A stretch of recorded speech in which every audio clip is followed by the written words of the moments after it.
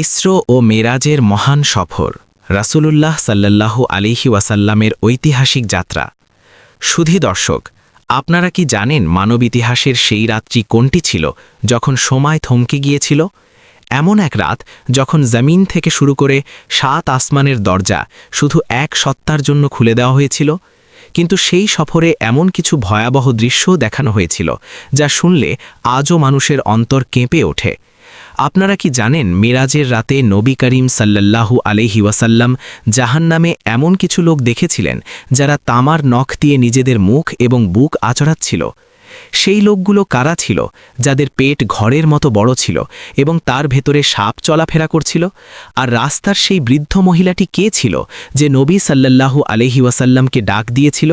আর সেই মুহূর্তটি যখন ফেরেশতাদের সর্দার হযরত জিব্রাইল আলাইহিসসালামও সিদরাতুল মুনতাহায় থেমে গেলেন এবং বললেন, হে আল্লাহর রাসূল, আমি যদি এখান থেকে এক চুল পরিমাণও সামনে বাড়ি তবে আল্লাহর নূরের তাজাল্লিতে পুড়ে ছাই হয়ে যাব।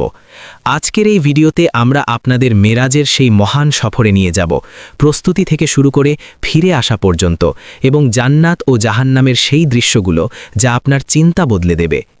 সফরের শুরু এবং আধ্যাত্মিক অপারেশন। এই ঘটনাটি নবুয়াতের ১১তম বছরের, হিজরতের প্রায় ২ বছর আগের। এটি সেই সময় ছিল যখন রাসূলুল্লাহ সাল্লাল্লাহু আলাইহি ওয়াসাল্লাম অত্যন্ত শোকাহত ছিলেন। একে আম উল হুজুন বা শোকের বছর বলা হয়। ২৭শে রজবের রাত ছিল। মক্কার পরিবেশ ছিল শান্ত। আমাদের প্রিয় নবী তার চাচাতো বোন হযরত উম্মে হানির ঘরে বিশ্রাম নিচ্ছিলেন।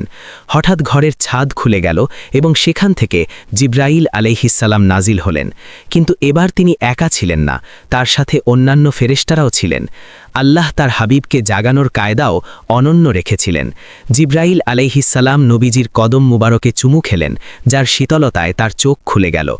সফর শুরু করার আগে একটি বড় আধ্যাত্মিক অপারেশন করা হলো। রাসূলুল্লাহ সাল্লাল্লাহু আলাইহি ওয়াসাল্লামকে হাতিমে কাবার কাছে আনা হলো। সেখানে জিব্রাইল আলাইহিসসালাম তার সিনা মুবারক বা বক্ষ চিরে দিল। তার কলিজা বের করে একটি সোনার তস্তরিতে রেখে জমজমের পানি দিয়ে ধোয়া হলো। এরপর তাকে হিকমত ও ঈমানের নূর দিয়ে ভরে দিয়ে পুনরায় দেহ মুবারকে রেখে দেওয়া হলো। এটি এই জন্য করা হয়েছিল যাতে নবী সাল্লাল্লাহু আলাইহি ওয়াসাল্লাম সেই মহান দৃশ্যগুলো সহ্য করতে পারেন যা সামনে আসতে চলেছিল। বোরাক এবং পার্থিব সফর। এরপর রাসূলুল্লাহ সাল্লাল্লাহু আলাইহি ওয়াসাল্লামের জন্য একটি সাওয়ারি আনা হলো, বোরাক। এটি সাদা রঙের একটি প্রাণী ছিল যা খচ্চরের চেয়ে ছোট এবং গাধার চেয়ে বড় ছিল।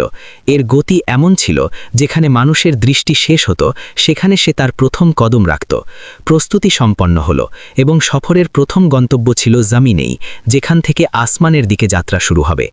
জিব্রাইল আলাইহিসসালামের সাথে এই সফর শুরু হলো, কিন্তু আসমানে যাওয়ার আগে জমিনের কিছু বিশেষ স্থান দেখানো হলো। এই সফরের সময় একটি ভয়াবহ ঘটনা ঘটল। পথে একটি ইবলিস শয়তান আগুনের মশাল নিয়ে নবীজির পিছু নিল। সে চেয়েছিল আপনাকে পুড়িয়ে দিতে। আপনি যেদিকেই তাকাতেন সেই ছায়াটি উপস্থিত থাকত। তখন জিব্রাইল আলাইহিসসালাম বললেন, হে আল্লাহুর রাসূল, আমি কি আপনাকে এমন কিছু বাক্য শিখিয়ে দেব না যা পড়লে এর আগুন নিভে যাবে এবং এটি উপুর হয়ে পড়ে যাবে? এরপর আপনি সেই দোয়া পড়লেন এবং সেই শয়তানি ছায়াটি তখনই ধ্বংস হয়ে গেল। এছাড়া পথে বোরাক কিছু বিশেষ স্থানে থামল। জিব্রাইল আলাইহিসসালাম বললেন, নামুন এবং নামাজ পড়ুন। জিজ্ঞাসা করা হলো, এটি কোন জায়গা? জানানো হলো, এটি তাইয়েবা, যেখানে আপনি হিজরত করবেন। এরপর কোহে তুরে থামলেন, যেখানে আল্লাহ মুসা আলাইহিসসালামের সাথে কথা বলেছিলেন। এরপর বাইতুল লাহামে নামাজ পড়লেন, যেখানে ঈসা আলাইহিসসালামের জন্ম হয়েছিল। পরীক্ষা এবং শিক্ষা। এই সফরের মাঝে কিছু অদ্ভুত ঘটনা ঘটল যা ছিল নবী সাল্লাল্লাহু আলাইহি ওয়াসাল্লামের পরীক্ষা। পথে এক বৃদ্ধা মহিলাকে দেখা গেল যে খুব সাজগোজ করে দাঁড়িয়েছিল এবং সে নবী সাল্লাল্লাহু আলাইহি ওয়াসাল্লামকে নিজের দিকে ডাকছিল। জিব্রাইল আলাইহিসসালাম বললেন, হুজুর সামনে চলুন, এর দিকে মনোযোগ দেবেন না। এরপর এক পাশ থেকে আওয়াজ এলো, হে মুহাম্মদ, এদিকে আসুন। আপনি সেদিকেও লক্ষ্য করলেন না। পরে জিব্রাইল আলাইহিসসালাম জানালেন, হে আল্লাহর রাসূল, সেই বৃদ্ধা মহিলাটি ছিল দুনিয়া। এর অবশ এখন ততটুকু বাকি আছে যতটুকু ওই বৃদ্ধার বাকি ছিল। আর যে ডাক দিয়েছিল সে ছিল ইবলিস শয়তান, যে আপনাকে পথ থেকে সরাতে চেয়েছিল।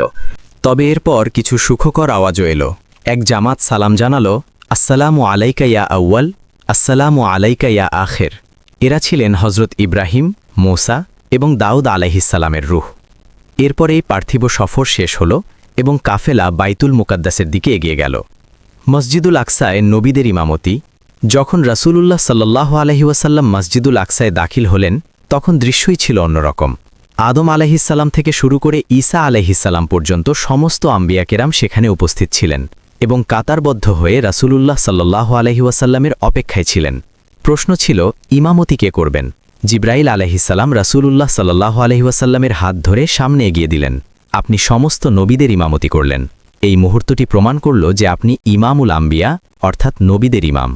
নামাজের পর নবীজির সামনে পরীক্ষার জন্য 3টি পেয়ালা পেশ করা হলো: পানি, দুধ এবং মদ। রাসূলুল্লাহ সাল্লাল্লাহু আলাইহি ওয়াসাল্লাম দুধের পেয়ালাটি তুলে নিলেন। জিব্রাইল আলাইহিসসালাম মুচকি হেসে বললেন, আপনি ফিতরাতকে পছন্দ করেছেন। যদি আপনি মদ তুলে নিতেন তবে আপনার উম্মত পথভ্রষ্ট হয়ে যেত। আসমানের সফর এবং নবীদের সাথে সাক্ষাৎ। এরপর শুরু হলো আসমানের উচ্চতার সফর। প্রথম আসমানে পৌঁছালে দরজা খটখটানো হলো। জিজ্ঞাসা করা হলো, কে? বলা হলো, জিব্রাইল এবং মুহাম্মদ সাল্লাল্লাহু আলাইহি ওয়াসাল্লাম। ফেরেশতারা বললেন, খুশ আমদেদ, কতই না বরকতময় আগন্তুক এসেছেন। প্রথম আসমান। সেখানে হযরত আদম আলাইহিসসালাম ছিলেন। তিনি তার সন্তানকে দোয়া দিলেন। নবীজি দেখলেন, আদমের ডানে কিছু লোক আছে যাদের দেখে তিনি খুশি হচ্ছেন, তারা জান্নাতি। আর বামে কিছু লোক আছে যাদের দেখে তিনি কাঁদছেন, তারা জাহান্নামী। দ্বিতীয় আসমান। হযরত ইয়াহিয়া এবং হযরত ঈসা আলাইহিসসালামের সাথে সাক্ষাৎ হল। তৃতীয় আসমান। হযরত ইউসুফ আলাইহিসসালামের সাথে দেখা হল। নবীজি বলেন, মনে হচ্ছিল যেন দুনিয়ার অর্ধেক সৌন্দর্য আল্লাহ ইউসুফ আলাইহিসসালামকে দিয়ে দিয়েছেন। চতুর্থ ও পঞ্চম আসমান। হযরত ইদ্রিস আলাইহিসসালাম এবং হযরত হারুন আলাইহিসসালামের সাথে দেখা হল। ষষ্ঠ আসমান। এখানে হযরত মুসা আলাইহিসসালামের সাথে দেখা হল। যখন রাসূল সাল্লাল্লাহু আলাইহি ওয়াসাল্লাম সামনে এগিয়ে যেতে লাগলেন, মুসা আলাইহিসসালাম কাঁদতে শুরু করলেন। কারণ জিজ্ঞাসা করলে তিনি বললেন, আমি এ কারণে কাঁদছি যে এই যুবক মুহাম্মদ সাল্লাল্লাহু আলাইহি ওয়াসাল্লাম আমার পরে নবী হয়ে এসেছেন, কিন্তু তার উম্মত আমার উম্মতের চেয়ে বেশি সংখ্যায় জান্নাতে যাবে। সপ্তম আসমান। এখানে বাইতুল মামুরের কাছে হযরত ইব্রাহিম আলাইহিসসালাম বসা ছিলেন। বাইতুল মামুর হল আসমানের কাবা, যেখানে প্রতিদিন ৭০,০০০ ফেরেশতা তাওয়াফ করেন। জাহান্নামের ভয়ঙ্কর দৃশ্য। আসমানের এই উচ্চতাগুলো এখন একটি ভয়ানক এবং শিক্ষণীয় দৃশ্যের দিকে নিয়ে যাচ্ছিল। এই অংশটি আমাদের সবার জন্য একটি সতর্কবার্তা। ১. গীবতকারী। নবীজি দেখলেন কিছু লোকের নখ তামার এবং তারা নিজেদের মুখ ও বউ কাচড়াচ্ছে। জিব্রাইল বললেন, এরা তারা যারা মানুষের গীবত করত। ২. সুদখোর। কিছু লোক ছিল যাদের পেট এত বড় ছিল যে তারা নড়তে পারছিল না এবং পেটের ভেতর সাপ চলাচল করছিল, যা বাইরে থেকে দেখা যাচ্ছিল। ৩. এতিমের মাল ভক্ষণকারী। কিছু লোকের ঠোঁট উটের মতো ছিল, ফেরেশতারা তাদের মুখে আগুনের পাথর ঢেলে দিচ্ছিল। ৪. দায়িত্বে অবহেলাকারী। এক ব্যক্তি কাঠের বোঝা তোলার চেষ্টা করছিল, যা সে পারছিল না, তবুও সে তার উপর আরও কাঠ চাপাচ্ছিল। এরা তারা যারা অর্পিত দায়িত্ব পালন করত না, কিন্তু আরও দায়িত্ব নিত। ৫. ব্যভিচারী। তিনি দেখলেন কিছু লোক ভালো ও পবিত্র মাংস ছেড়ে পচা ও দুর্গন্ধযুক্ত মাংস খাচ্ছে। এরা তারা যারা হালাল সম্পর্ক ছেড়ে হারামের দিকে যেত। ৬. ফিতনা সৃষ্টিকারী বক্তা। কিছু লোকের জিহ্বা ও ঠোঁট আগুনের কাঁচি দিয়ে কাটা হচ্ছিল। ৭. অবাধ্য নারী। কিছু মহিলাকে তাদের বুকের উপর লটকিয়ে রাখা হয়েছিল, যারা স্বামীর অবাধ্য ছিল। সেখানে জাহান্নামের দারোগা মালেককেও দেখা গেল, যিনি নবীজিকে দেখেও হাসেননি। জিব্রাইল বললেন, জাহান্নাম সৃষ্টি হবার পর থেকে এই ফেরেশতা কখনো হাসেননি। সিদরাতুল মুনতাহা এবং আল্লাহ দিদার। এই দৃশ্যগুলোর পর সফর নূর ও রহমতের দিকে মোড় নিল। রাসূলুল্লাহ সাল্লাল্লাহু আলাইহি ওয়াসাল্লাম সিদরাতুল মুনতাহায় পৌঁছালেন। এটি একটি কুল গাছ বা বেরি গাছ, যার শিকড় ৬ষ্ঠ আসমানে এবং শাখাগুলো ৭ম আসমানের উপর। এর পাতাগুলো হাতির কানের মতো বড় এবং ফলগুলো কলসির মতো বড় ছিল। এখানে পৌঁছে জিব্রাইল আমিন থেমে গেলেন। নবীজি বললেন, জিব্রাইল, এমন স্থানে কি বন্ধু বন্ধুকে ছেড়ে যায়? জিব্রাইল আর্য করলেন, হে আল্লাহ রাসূল, আমার সীমানা এই পর্যন্তই। যদি আমি এখান থেকে ১ আঙ্গুল পরিমাণও সামনে বাড়ি, তবে আল্লাহর নূরের তাজাল্লিতে আমার ডানা পুড়ে যাবে। সামনের সফর আপনাকে একাই পাড়ি দিতে হবে। এরপর রফরফ নামের একটি সবুজ সওয়ারি এলো, যা নবীজিকে সামনে নিয়ে গেল। আপনি সেখানে পৌঁছালেন যেখানে কোনো সময় ছিল না, কোনো স্থান ছিল না। আল্লাহ তাআলা বললেন, আমার কাছে চলে আসুন। এই সাক্ষাতে আল্লাহ তার উম্মতের জন্য ৫০ ওয়াক্ত নামাজের উপহার দিলেন। ফেরার পথে মুসা আলাইহিসসালাম বললেন, আপনার উম্মত দুর্বল, ৫০ ওয়াক্ত পড়তে পারবে না, ফিরে যান এবং কমিয়ে আনুন। বারবার যাওয়ার পর শেষ পর্যন্ত ৫ ওয়াক্ত নামাজ নির্ধারিত হল।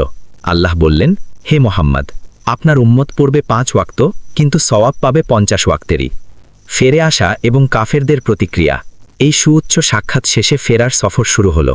এত লম্বা সফরের পর যখন রাসূলুল্লাহ সাল্লাল্লাহু আলাইহি ওয়াসাল্লাম উম্মে হানির ঘরে ফিরে আসলেন, তখন মোজেজা ছিল এই যে তার বিছানা তখনও গরম ছিল এবং দরজার শিকল তখনও নড়ছিল, অর্থাৎ পৃথিবীতে সময় থমকে গিয়েছিল। সকালে রাসূলুল্লাহ সাল্লাল্লাহু আলাইহি ওয়াসাল্লাম মানুষকে এই ঘটনা জানালেন। আবু জাহেল হাসাহাসি ও ঠাট্টা শুরু করল। মক্কার লোকেরা বলল, আপনি যদি সত্যবাদী হন তাহলে বাইতুল মুকাদ্দাসের নকশা বলুন। আল্লাহ নবীজির চোখের সামনে পুরো শহরটি তুলে ধরলেন এবং আপনি এক এক করে সব বলে দিলেন। সুধী দর্শক, মেরাজের ঘটনা আমাদের নামাজের গুরুত্ব এবং গুনাহের পরিণাম শেখায়। যদি এই ভিডিওটি পছন্দ হয় তাহলে অবশ্যই শেয়ার করুন এবং কমেন্টে সুবহান আল্লাহ লিখুন। দেখা হবে পরবর্তী ভিডিওতে। আল্লাহ হাফেজ।